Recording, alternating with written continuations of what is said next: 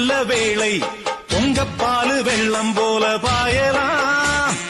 அச்சு வெள்ளம் பச்சரிசி வெட்டி வச்ச செங்கரும்பு அத்தனையும் தித்திக்கிற நாள்தான்.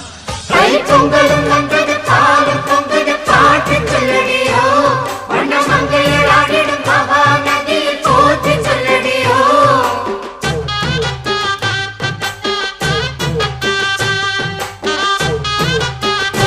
என்பது மண்ணில் உள்ளது வானில் இல்லையடி நம்ம இன்பம் என்பது கண்ணில் உள்ளது.